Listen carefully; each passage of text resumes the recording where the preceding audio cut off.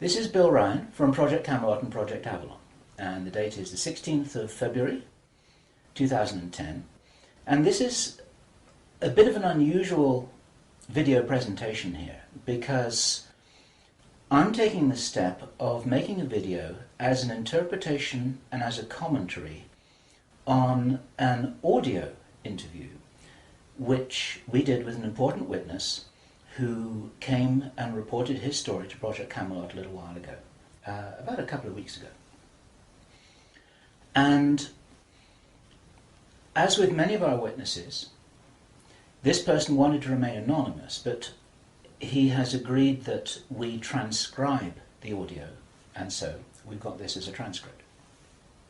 And this is going to be released at the same time as the video because it's important to be able to read the transcript at the same time as you're considering what I'm saying about it here. And as we come into this story, you're going to understand exactly why it's important to get all the information, to hold it all into a very fine balance. Now, this is a British person, and he worked in the British military for a number of years. And after he retired from the military, he worked in the City of London, in a fairly senior position, in a respected position, in the City of London. And for those people watching this video who don't know about the City of London, the City of London is it's like an enclave, it's like a financial enclave in the heart of London itself. Some people consider it almost a little bit like the Vatican. It's very old, it's very ancient. It's the heart of the financial system, not only of Britain, but possibly the world. Many researchers consider that it's very likely that the City of London calls the shots on the financial systems in America. They've got control over the Federal Reserve, the Bank for International Settlements, a whole bunch of things that happen. This is like the nerve center of the financial world. And it's very Masonic, it's very ancient, it's very traditional. And our source attended a number of meetings with senior Masons. And while many of these were interesting, they were routine by City of London standards. They were discussing financial affairs and so on and so forth. And then in June 2005, he attended another meeting that he thought was going to be a routine meeting, but actually this was something rather unusual, and he realized it was unusual as soon as he arrived.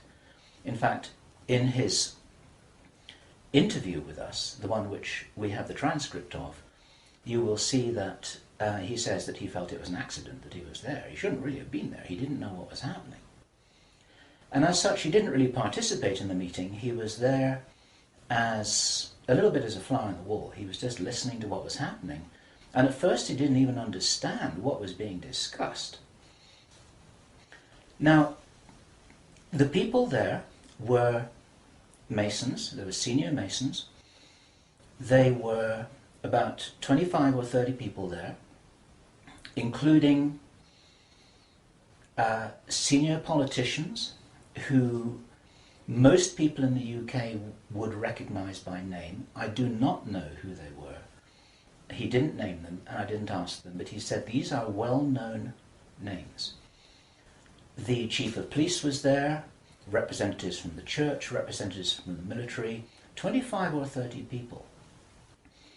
And as he listened to this story being discussed, it was an informal meeting. It wasn't like at a big table with kind of notepads and water glasses and minutes and an agenda and a chairman. There were just people in a room who were talking about all of this stuff. And what they were talking about was a plan that had clearly been made a long time ago. And what they were discussing was they were discussing the implementation of this plan. They were discussing how things were going, whether they were on track or not. And what, for example, to give a flavour of this, they were discussing between them some of the problems that they had in the implementation of their plan. And as this little presentation continues here, you will realize what the plan was, and I'm going to be revealing this in very much the same way as it was revealed to our witness and as he revealed it to me, bit by bit, step by step. The first thing that he heard was they were talking about the fact that Israel didn't look as if it was getting prepared to attack Iran anytime soon. This was a problem. Even back in June 2005, they were apparently concerned that what it was that was planned on some kind of a timeline wasn't rolling out according to schedule, and this was an issue for them. So that attracted his attention very quickly, because he'd never been in a meeting when this kind of thing was discussed.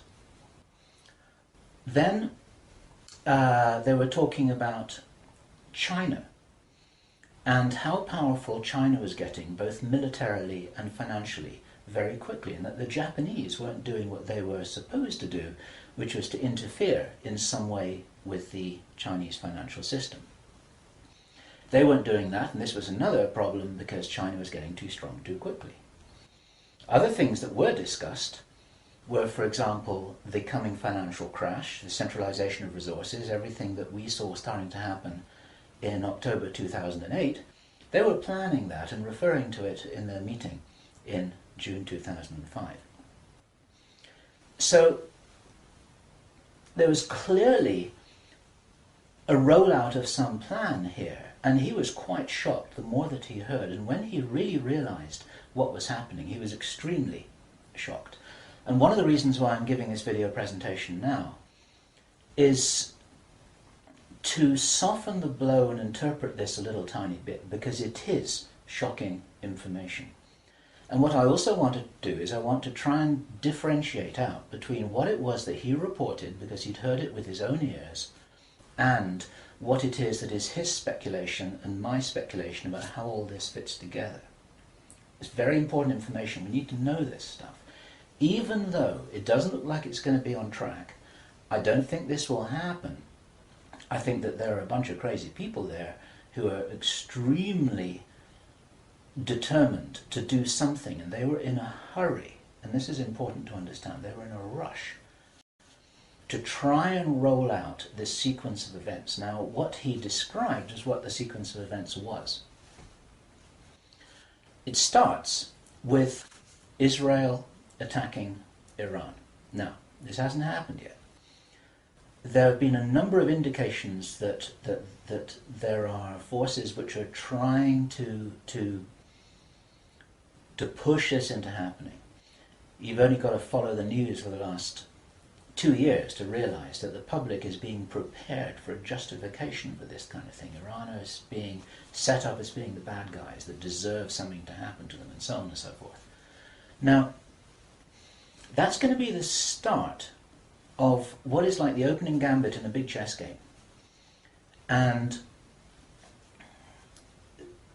the plan is to provoke Iran or China to retaliate. And our guy, our source, who is a military man, is privately as convinced as he can be, although this has never been made public and this is not publicly known, that Iran does have nuclear weapons. He believes that they have been provided by China behind the scenes. And all of this is intended because it's all right with these controlling forces that Iran has nuclear weapons, because they want them to be used. The plan is for either Iran or for China to retaliate after Iran is struck with a nuclear weapon. At that point, there will be a limited nuclear exchange in the Middle East, followed by a ceasefire. He heard this being planned in this meeting. This is being choreographed. It's like the script for a movie. This is exactly what's intended to happen. And during this time, the other thing that's being set up for this, and many people watching this will be aware that this is being set up in the background. We've had a lot of information about this from a number of good researchers from many countries who are reporting this on the internet, that things are being set up in many of the Western countries for there to be heavy controls over populations, martial law, increased powers on security forces who are not just the army or the police, but in Britain, for example, our source said that he absolutely knew personally for a fact, that a very large number of private security people, their powers were being increased to give them the ability to arrest people, the ability to detain, the ability to handle riots in streets. And here we're talking about just regular people working in private security, people who give the parking tickets on the streets. Their powers are being increased in the same way. And last year we heard President Obama talking about how he wanted to have a sort of national guard at home in America ready to handle this kind of thing. There are a lot of indicators that this is being set up. And in this rollout of this crazy scenario where it is intended that there will be a limited nuclear exchange in the Middle East, the idea is that as the world looks upon this with horror, then they will demand from their governments that there are heavy controls over travel, over communication, over people who meet, over people who protest in the streets. They want to make sure that they don't have crazy bombers on airplanes, crazy bombers in the shopping malls.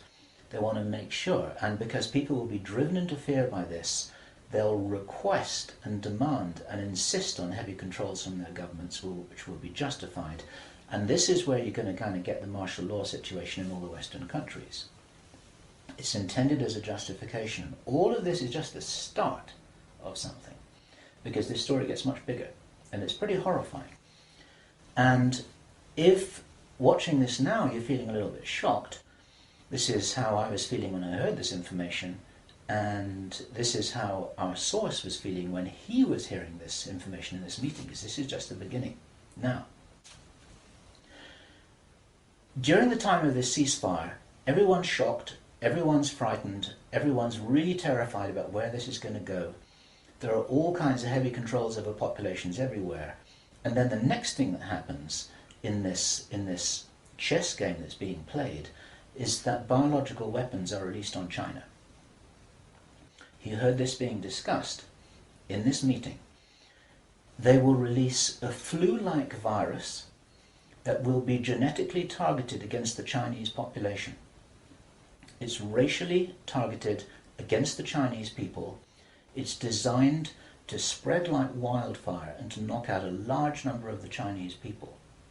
And these people in this meeting were laughing about this. They said, China will catch a cold. Those were their words. China will catch a cold. And they were laughing about the fact that these biological weapons will wreak havoc among the Chinese population. And after that, then what effectively will be a kind of plague will actually spread right across the world to the West as well. Our source was not clear whether this was a Chinese retaliation or whether the thing would just spread out of control in the way that it would be very understandable if it did, whether it's racially targeted or not. These things actually mutate. So now you've got a situation where there's been a limited nuclear war in the Middle East. There's a pandemic that really is sweeping across the world and really is killing people very visibly. And you've got this totalitarian military lockdown in all the governments in the Western world because everyone's going to be in panic about all of this. And then, he said, then the real war starts. Something that would be justifiably called the Third World War, with a much more major nuclear exchange. And at this point, I asked him, is this just about population reduction? What is this about? Why are they doing this? Why this insane Dr. Strangelove plan for just unleashing all of this stuff on the world? Why do it? Now, as our conversation went on, I started to find answers to those questions. Now, some of this is speculation. I want to share this speculation with you because it's important enough that we work together here to figure out what's going on. And there are some clues, there's some very important clues that I'm going to present to you here in this video.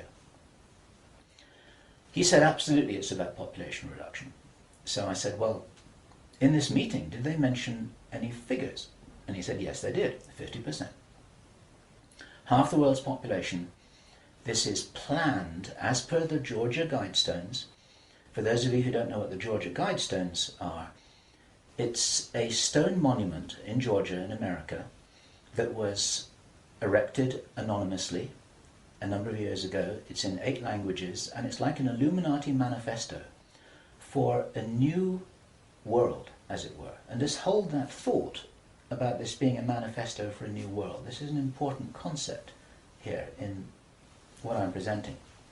One of the key parts of this manifesto for this new world is that there should be a population of 500 million people. Now, 500 million people is an enormous reduction from the nearly 7 billion that we've got at the moment. That's pretty much 95% of people who would no longer be on this planet. And 50% is a step towards that. And there's a reason why they're doing all of this. There's a reason why they're in a hurry. There's a reason for this insanity. And when he was explaining this, then he said that they have a name for this plan. This project has got a name. And I said, well, what is this name? He said it is called the Anglo-Saxon Mission. The Anglo-Saxon Mission.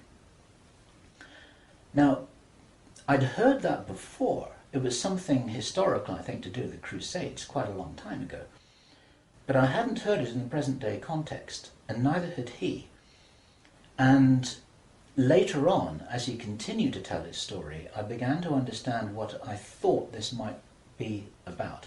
Hence the title of this video, and the reason why I want to share this information with you, because we need to work together to figure out what's going on here. It's extremely important to understand. There's a plan, I believe, that Hitler would be proud of, which is so evil, it's so Machiavellian, it's so hard to face up to, it's so unbelievable, that I need to put it on the table for you so that you can consider whether or not this might be a possibility. The plans that I've been describing are definitely a possibility because he heard them with his own ears in this meeting. Everything I've described up until now, up to and including a major outbreak of hostilities after the limited war. So the sequence is as follows. The planned sequence is as follows. Israel attacks Iran, then there's a ceasefire, then during which time there is heavy governmental military controls over populations in all Western countries. Then China is attacked by a biological weapon. It's a flu-like disease that spreads like wildfire. This goes all over the world, and then they have a major Third World War. And then, by this time, 50% of the population will be destroyed. And not only because of the war or the plague, but because, as many of you watching this will understand, the infrastructure goes down in situations like this. There's no food in the supermarkets, there's no gas in the pumps, the telecommunication goes down, there may not even be water coming out of the taps. People are kind of thrown back into a Victorian era without the facilities to handle this, because most people don't have their vegetable gardens, they don't have their horse and cart, they're not able to survive in the way that we used to be able to. We're very, very vulnerable in our technological advancement. We're extremely vulnerable, and of course the controllers know this.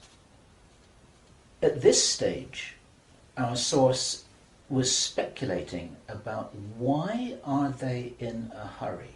Why do they want to do this? And there's a sort of heavy irony here, which is like, I was saying, well, if you're going to plan the Third World War, then why not take your time over it and get it right and do a really good job? You can, this could be in 20 years' time or 30 years' time, it doesn't really matter. Why is there in such a rush? And our source said that he felt, from inside information that he's continued to receive, that this is still timed for something around 18 months from now. And that puts it around about the middle of 2011.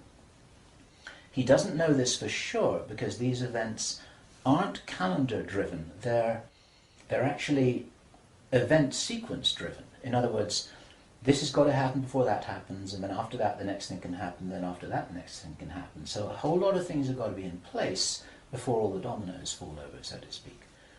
And they seem to be behind schedule in some of this. There are some planned events that definitely haven't happened. One of the things which I remembered when I was hearing this story was that our source, Henry Deacon, and many of you who've watched Project Camelot videos and read their reports for the last 3 years will know that when we met Henry Deacon in 2006, he said that in his own inside information was that there would be a war against China in 2008. Now that didn't happen. And all this time, at that time it didn't make any sense, and even now it didn't make any sense. It's like, well, all right, but why do this? Why do this? Why do this? Now, this was his answer. And our source is a pretty smart guy. He's been in the military. It's a totally different story that he didn't debrief in our audio transcript, which you have the opportunity to read, but he's had his own ET experiences in the military. He's got his own sources of information about some of the background for this. He says that he's as sure as he can be that the people who are calling the shots in the world, you can call them the Illuminati, the controllers, the cabal, whatever name you have for them, they believe that there is going to be what he called a geophysical event, a major geophysical event. He says that the best information that he's got is that the insiders believe that this is going to happen, or they are concerned that this is going to happen. And many of you watching this will know that this isn't a completely crazy idea. There have been trillions of dollars that have been spent on deep underground bases for some reason which we don't know why it is. You'll know about the seed bank in Svalbard. This is in the public domain, where all the seeds of all the plants and all the crops in the world have been buried deep inside a granite vault in northern Norway. There are many precautions being taken as if something might happen that could really threaten some of these valuable resources, including the seed banks of the world. Now, if there is going to be a geophysical event as they believe, this is because it seems to be preserved Illuminati inside knowledge, whether it's true or not, that there are repeated cyclical geophysical events about every 11,500 years. Information about what really happened to Atlantis was very probably in the Great Library of Alexandria that burnt down a couple of thousand years ago. There are persistent rumors that much of that information has been retrieved and it's in the Vatican Library. This is information which is not in the public domain and which the insiders may have access to.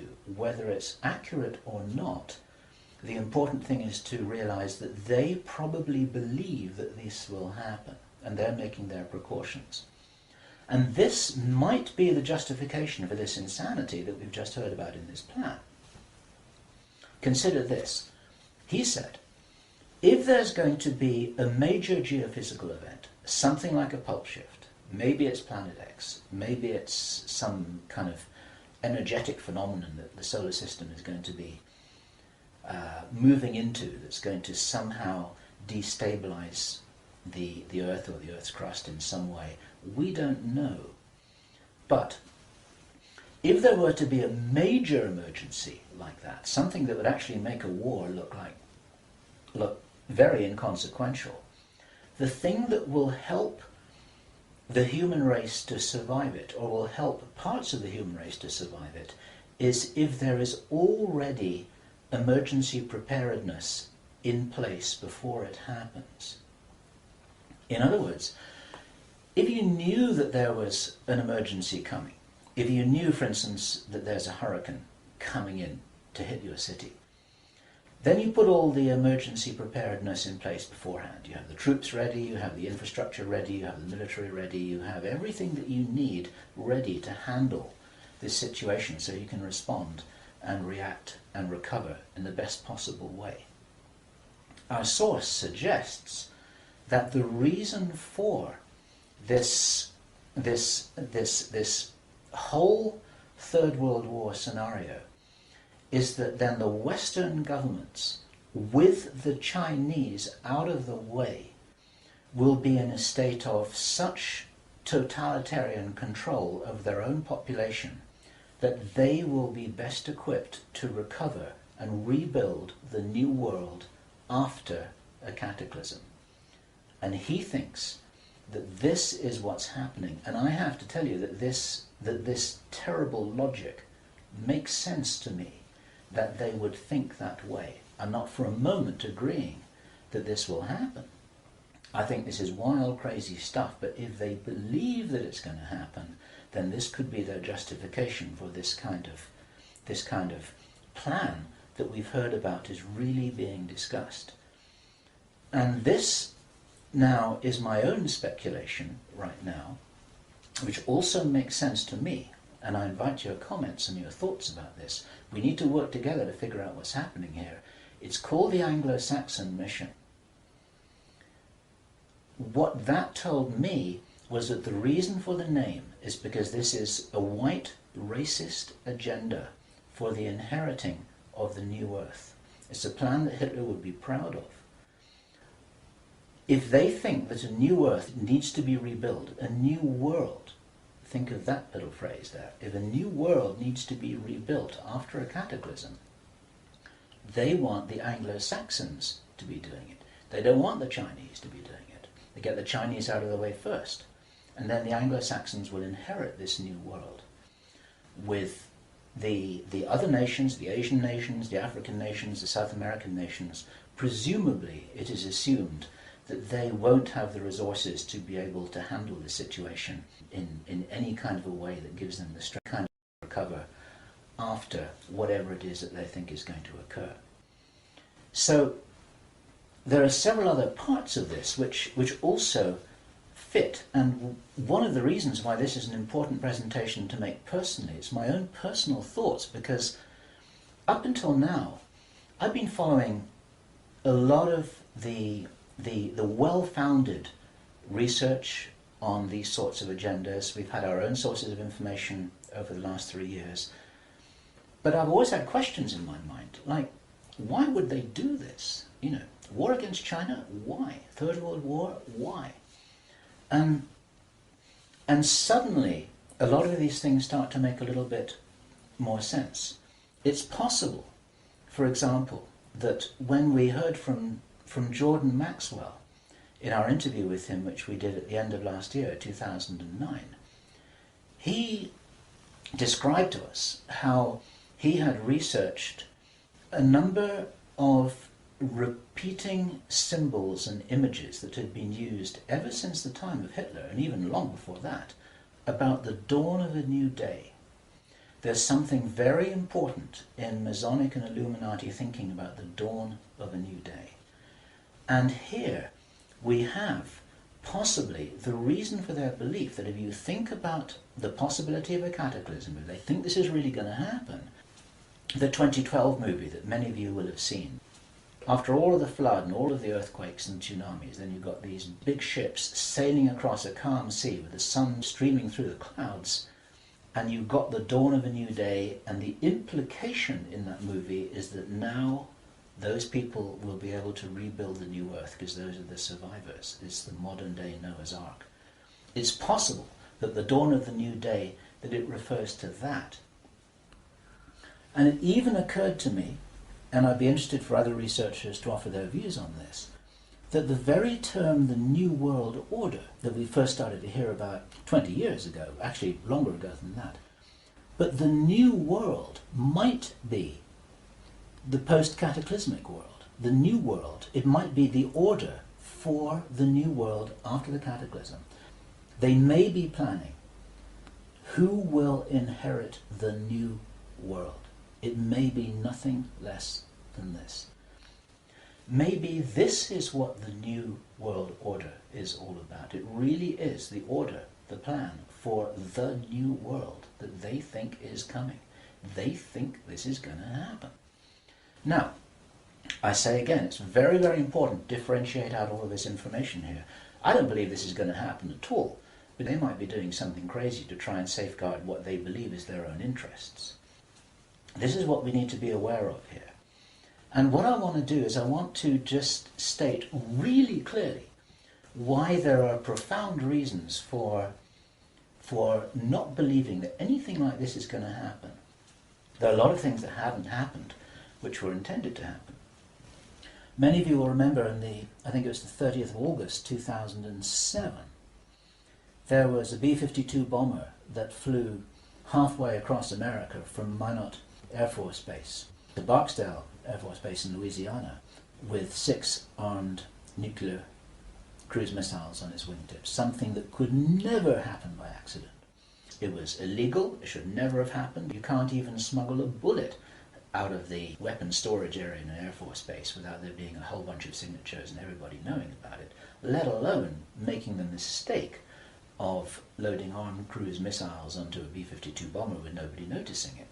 There was a reason why that happened, and that was actually prevented from going any further. It stopped at Barksdale in Louisiana. Some very brave airmen blew the whistle on that, and they did their job, and they reported it up the line. It appeared very, very briefly in the mainstream media, and after that it was completely covered over, and everyone said it was a mistake. That was no mistake. There was a reason why they did that. And what many of you don't know is that at that same time, at the end of August, a group of anonymous investors bet $2 billion that the stock market would fall by 50% before the 21st of September 2007. They stood to gain $4.5 billion if their bet had succeeded. These were what are known as put options. And the insiders in the stock market, they call them bin Laden trades. It's a sort of ironic description because of the betting that took place around about 9/11. Okay, those people lost their bet. It didn't work. The plan didn't work. The stock market didn't fall. The bomber never went any further. And for all we know, that was intended to be the start of the Third World War. It never happened. Okay?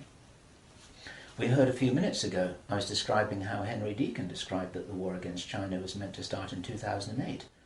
That didn't happen. A lot of people thought that was crazy. A lot of people thought he was crazy. Maybe he wasn't. Maybe he heard something that was a real plan, but they're 2 years behind schedule, and maybe this will never happen at all. There are a number of other things that may have been planned and which have never transpired. It's very interesting to think about the so-called Mexican flu outbreak, the swine flu outbreak. For the last 6 to 9 months we've been looking at a scenario where it looked as if they wanted to roll out vaccinations, they wanted a lot of people to get ill, they wanted to announce a pandemic. Even now there have been proposals to extend this pandemic declaration for another 2 years, and nothing's happening. In England we call it a storm in a teacup. There's nothing happening here, but maybe something was intended. Now, if it wasn't intended, it's possible that all of that could have been some kind of a test, just to see how people respond, to see how people react, to see how quickly it spreads, to see what the take-up of the vaccinations will be. And then, of course, us at Project Camelot and a number of other people who've been activists in this whole area trying to draw attention to all of this, now we're all on a database. They know who's going to stand up and start talking about all of this stuff. So it might have been an experiment, or it could have been a failed rollout of something. There's plenty of reason to believe that things are changing. This is the important thing. And those of you who've been following the work of David Icke, this is an important perspective here, because we support his work fully, in as much as he makes a beautiful presentation and he starts off by saying, we are infinite consciousness. there are many ways to put this, but it's very hard to disagree with that. We're immortal, godlike beings who've long ago forgotten what our power was. The potential of consciousness is enormous. It's very important to realize that how powerful we are may be the single most important component in this whole picture that enables us to save the day. This may be what it's really all about. Admiral George Hoover, who died in 1998, he was in the Office of Naval Intelligence in the US Navy. He talked to researcher Bill Burns, the editor of UFO magazine, and Bill Burns described this conversation with George Hoover to George Norrie from Coast to Coast AM. And what Admiral George Hoover told Bill Burns was the biggest secret according to what the American Navy had found out. Very, very interesting story. They were talking about the Roswell visitors, and Admiral George Hoover said that these visitors were us from the future. They were time travelers. They weren't extraterrestrials. Now, other researchers and whistleblowers have spoken about the same thing, and this is fascinating in itself. But what Admiral George Hoover said the biggest secret really was, it had to do with the abilities and the power of the consciousness of these travelers. Because they were us from the future, what the military authorities had found out was what humans are really capable of. And he said that this had been buttoned up really tight, because if we knew how powerful we really were, how powerful we really could be, then we would, in his own words, cause chaos around us, and this could never be permitted. We could rearrange the reality around us in the way that we wanted to, in the way that, if this is real, that the future humans have learnt how to do, which gives them access to these sorts of incredible abilities, such as Philip Corso, in his book The Day After Roswell, described in some detail how his understanding was that the way the craft works was they were like an amplification of the pilot's own consciousness. It was their consciousness, it was their ability to travel and bilocate that was amplified by the craft, and that actually all of these abilities are basically abilities connected with the consciousness of the beings themselves. And if they are us, this is the message for all of us here. We're being deliberately dumbed down. Our food is being poisoned. Our children are being lied to in the schools. We're being fed propaganda in the media. We're being forced into this tiny little box.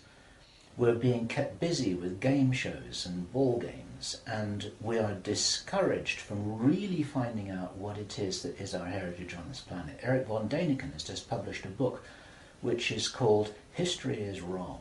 There's so much which we are denied. George Green describes that we are known as the useless eaters, this surplus population of billions of people, with a tiny number of people at the top of the heap who are dependent upon us to police each other and to laugh at each other and to stop each other from getting out of line, because we're encouraged to conform to how we're meant to be. And so there's this straitjacket that there's the opportunity for us to break out of, and it's this straitjacket which has been deliberately put in place by these very people who've been creating this plan. Where this plan originates from, it's very interesting to speculate. Our source told us that this has been in place for a long time. He first heard about the Anglo-Saxon mission as long ago as 1976. The Illuminati symbolism about the dawn of a new day has been going on for a long time. Many people think that this plan requires such a superhuman level of intelligence and strategic understanding, and is so ruthless and so cold, that the logic suggests, and David Icke says this, Jordan Maxwell says this, we say this ourselves with full agreement, that this didn't come from a human source. People aren't capable of doing this against other people. There's something else behind this. We have to think big. We have to think from the highest spiritual viewpoint that we possibly can do. That these people shouldn't be fought. What must happen is we just withdraw our consent from these things that are being done to us, from this plan that we're part of, and as I was saying just before, if you're in the military or if you're in intelligence services, withdraw your consent from this, because these plans can't happen without it.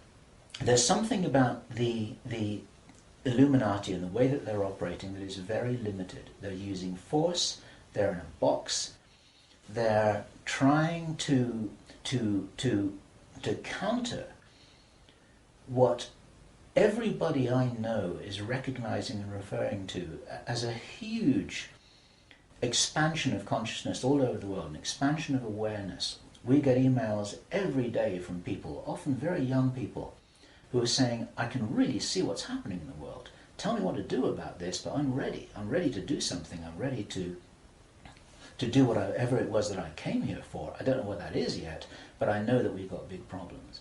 20 years ago, people weren't saying that kind of thing. There's a huge rollout of some kind of an expansion of consciousness. It's a morphic field that's growing enormously. And there's something that's changing. And my personal belief is that this is certainly being supported by benevolent non-human agencies, let me put it this way, who know about this kind of plan. They don't know whether it's going to happen or not, but they know that it's being planned. A lot of contactees, there's some channel information. You need to consider channel information extremely carefully. But there is channel information, and there are contactee reports that all talk about scenarios like this and how we must be wary, how we must be careful, how we've got to guard against it, how we've got to insure against it, how we've got to be prepared for something like this. And it's entirely possible that this increase in consciousness is happening in direct response with this escalation of violent, forceful plans. It's like, as I've often said in my own presentations in the past, it's a little bit like a movie script itself, where you've got everything building up to a climax, so the forces of evil and the forces of consciousness just kind of getting ready for some kind of final confrontation. Now, I'm not trying to be biblical about this, and I know that this situation which I've just been describing is a little bit like the Armageddon War, but I do not believe that this kind of thing will actually come about. As I've said many times before, there's an interview which I did on Freedom Central, which you'll see on the Camelot site, where I say the single strongest reason that I have for not believing that anything is fixed, that we're all doomed, that anything really bad is going to happen, although I think we've got a lot of problems to solve, is because I wouldn't be here, and neither would you watching this now. I'd have incarnated on another planet. I'd have gone somewhere else. I'm not going to go and sit here in the firing line with no possible way of escaping. There's a job to do here, and many of you watching this will be aware of the fact that we're here to do jobs. It's what Dolores Cannon calls volunteers. We may be here for a reason. We may be here to help catalyze this increase in consciousness, and that's what's going to prevent this kind of thing from happening, because if we do not agree that this is the future that we want, then that's not what we're going to experience. We do all co-create our reality, we do all have a part in it, and I profoundly believe that by becoming aware of these plans, this is the way that we avert them. There's a difference between prediction and prophecy. These are two words in the English language that are easily confused with each other. Prediction and forecasting is saying, okay, in 3 months' time, this is what's going to happen because this is what the data leads us to conclude logically. That's all about forecasting and prediction. A prophet does something different, and it's a word to be used with care because it's often misused, it's often misunderstood, and it's like a biblical term, and some people react against it for that reason. But what a prophet always used to do is to say, listen, if we don't wake up and if we don't take action, then this is what's going to happen. And the purpose of the prophet giving this prophetic warning is not to warn people that it will happen, but to say, listen, you got to change something here. You got to change the way you're doing things. You've got to change the way that you're being. You've got to change the way you're interacting with each other. You've got to change your whole attitude. Whatever it is that you change, then the purpose of the change is so that this prophesied event doesn't happen. And so what we have here is we have a kind of prophecy. It's not a prediction. And I'm using this word very, very carefully because the reason why I'm making this statement, the reason why we're releasing this information is to make sure that this doesn't happen. What are we going to do with this information? It's going to be translated into every language that we can. The video is going to be subtitled in Chinese, Arabic, Russian, Spanish, every other major language. I want this video to be picked up by the Chinese. I want this to be escalated up the line. The Chinese are very sensitive about videos that refer to them, especially ones with Chinese subtitles. This will be reported right up the line to Chinese intelligence, to the Chinese military commanders. And the reason for that is because, first of all, if this is nonsense, it doesn't matter. Okay? But if this is a really serious threat, then those are the guys who need to know about it, because their first nuclear response, which is designed to be provoked, is the thing that actually sets this whole thing on fire. And so, to any Chinese military commanders who are listening to this, don't do it. Okay? None of us must do anything here that is in alignment with their plans. There's a wonderful scene in the Avatar movie that I loved so much, which was when the woman helicopter pilot who was ordered to fire her weapons at the big tree. She's just about to fire, and then she says, I didn't sign up for this. And then she turns around and she goes home. She's not going to be part of this. There are many people in the military who never signed up for anything like this. There are many people in the intelligence services, they never signed up for anything like this. They signed up when they were young, thinking that they were doing the best thing for their country, thinking that they're doing the best thing for mankind. They're not all evil at all. And so as a direct message to those of you in the military and the intelligence services who may be watching this or may have had this brought to their attention, you don't have to do this stuff just because you're told. You need to support what's best for the human race. You don't need to follow orders if it's going to lead to a huge destruction here, which is in no one's interests apart from the controllers who have an agenda of their own, and that agenda doesn't feature you and me, that's for sure. Okay, so that's the end of my presentation. I want you to consider this information. I'm not urging you to believe it. I want you to research it. I want you to check it out. I want you to read the transcript carefully. And I want you to see whether this correlates with anything else that you know and understand that's come to your attention. We're all working together here. We're not trying to force you to believe anything at all. We need to be careful about this information. But at the same time, if there's any chance that this is true, if there's any chance that this is for real, then we have to know about it. Okay? And if you are not sure what it is that you should be doing, then I say the same thing that I always say, which is do whatever it is that you came here to do. Because most of you watching this video are here for a reason. I do understand that you may not know what the reason is yet, but you're probably here for a reason. You're probably watching this video for a reason. Do whatever it is that you came here to do. This is Bill Ryan, Project Avalon, Project Camelot, It's the 16th of February, 2010. Thank you. What we don't know about the situation at Roswell is whether these were extraterrestrial, whether they came from a hollow earth, whether they came from another dimension. We don't know this, right? We don't. The only clue that I had was from this naval officer. He was from the Office of Naval Intelligence, ONI, called George Hoover. We've talked about him before, who said that he was the Corso of the Navy, and that the military believed, and he said he knew that these entities were not so much interplanetary, but they were literally time travelers. And the big secret is that they were us from the future, and that we and they had the same powers, and that was the real fear of the government, that we had the ability to manipulate reality around us. We've always had that ability. We just didn't know how to use it. And if we ever learned how to use it, and we're not ready for it, we would cause chaos. And that was the big secret that the Navy eventually found out.